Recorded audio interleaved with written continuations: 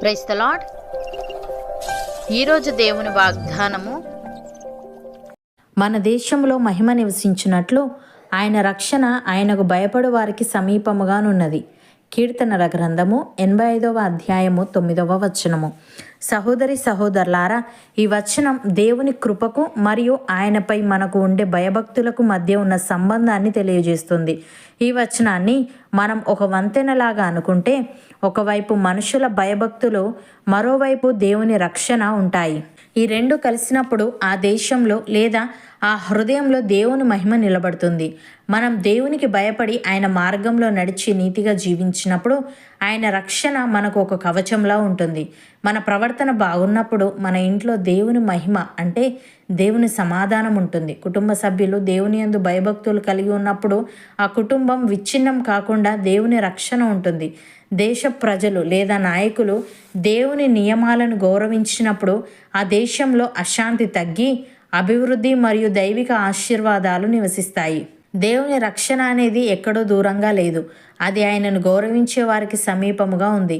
మనం ఆయనకు లోబడి జీవించినప్పుడు మన ద్వారా మన దేశానికి, సమాజానికి మేలు జరుగుతుంది. ఉదాహరణకు, ఒక నగరంలో ఫైర్ స్టేషన్ ఉన్నప్పటికీ దానికి ఫోన్ చేసి పిలిచినప్పుడు లేదా ఆ నియమాలను పాటించినప్పుడే సహాయం అందుతుంది. అలాగే దేవుని రక్షణ మనకు అందుబాటులోనే ఉన్న దేవుని భయం అనే కనెక్షన్ ద్వారానే మనం దానిని పొందగలం. పాత నిబంధన కాలంలో దేవుని మహిమ మందిరంలో నివసించేది. అది అక్కడ ఉన్నంతకాలం ఆ దేశానికి తిరుగులేదు. ఇజ్రాయేలీలు దేవుని మార్గంలో నడిచినంత కాలం శత్రువుల నుండి వారికి రక్షణ ఉండేది. దేశంలో పంటలు సమృద్ధిగా పండేవి, శాంతి ఉండేది. భక్తుడు ఈ విధంగా అంటున్నాడు: ఇజ్రాయేలీలారా, దేవునికి భయపడువారలారా వినుడి. ఇజ్రాయేలను ఈ ప్రజల దేవుడు మన పితరులను ఏర్పరచుకొని వారు ఐగుప్తు దేశమందు పరదేశులై ఉన్నప్పుడు ఆ ప్రజలను హెచ్చించి తన భుజబలము చేత వారిని అక్కడ నుండి తీసుకొని వచ్చి ఇంచుమించు 40 ఏండ్ల మట్టుకు అరణ్యములో వారి చేష్టలను సహించెను. మరియు కనాను దేశంలో 7 జాతుల వారిని నాశనము చేసి వారి దేశములను వీరికి స్వాస్థ్యముగా పంచి ఇచ్చెను. ఇంచుమించు 450 సంవత్సరంలో ఇట్లు జరిగెను. అటు తర్వాత ప్రవక్త అయిన సమూయేలు వరకు ఆయన వారికి న్యాయాధిపతులను దయచేసెను. ఆ తర్వాత వారు రాజు కావాలనని కోరగా దేవుడు బెన్యామీను గోత్రీయుడును కీషు కుమారుడునైన సౌలును వారికి 40 ఏండ్ల వరకు దయచేసెను. తర్వాత అతనిని తొలగించి దావీదును వారికి రాజుగా ఏర్పరచెను. మరియు ఆయన, నేను యెష్షై కుమారుడైన దావీదును కనుగొంటిని. అతడు నా ఇష్టానుసారుడైన మనుష్యుడు, అతడు నా ఉద్దేశములన్నీ నెరవేర్చునని చెప్పి అతనిని గూర్చి సాక్ష్యమిచ్చెను. అతని సంతానము నుండి దేవుడు తన వాగ్దానము చొప్పున ఇజ్రాయేలు కొరకు రక్షకుడగు యేసును పుట్టించెను.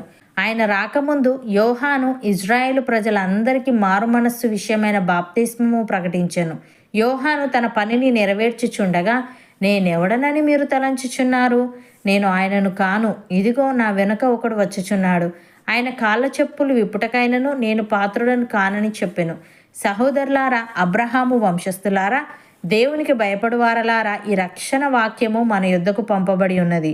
యెరూషలేములో కాపురముండు వారును వారి అధికారులను ఆయననైనను ప్రతి విశ్రాంతి దినమున చదవబడుచున్న ప్రవక్తల వచనములనైనను గ్రహింపక ఆయనకు శిక్ష విధించుట చేత ఆ వచనములను నెరవేర్చిరి. ఆయన యందు మరణమునకు తగిన హేతువేదియు కనబడకపోయినను ఆయనను చంపించవలనని వారు పిలాతును వేడుకొనిరి. వారు ఆయనను గూర్చి వ్రాయబడినవన్నీ నెరవేర్చిన తర్వాత ఆయనను మ్రాను మీద నుండి దింపి సమాధిలో పెట్టిరి.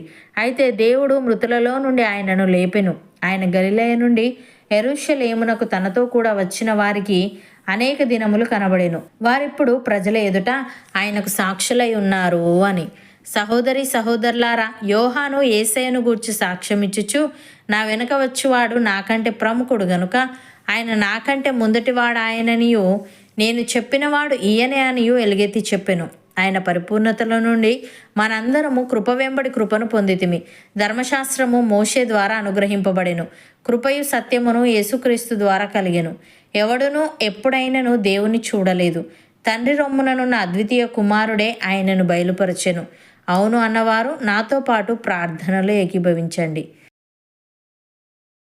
పరిశుద్ధుడా, ప్రేమగల తండ్రి, మా దేశంలో మహిమ నివసించినట్లు నీ రక్షణ నీకు భయపడు వారికి సమీపముగానున్నదని, మేము నీకు భయపడి నీ మార్గంలో నడిచి నీతిగా జీవించినప్పుడు నీ రక్షణ మాకు ఒక కవచంలో ఉంటుందని తెలియజేశావు. తండ్రి నీకు స్తుతులు.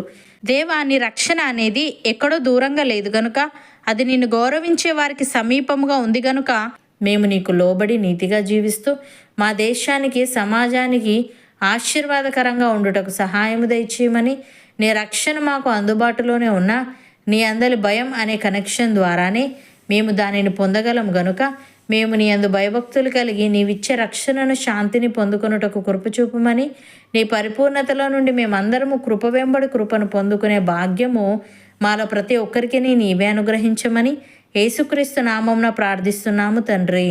ఆమెన్.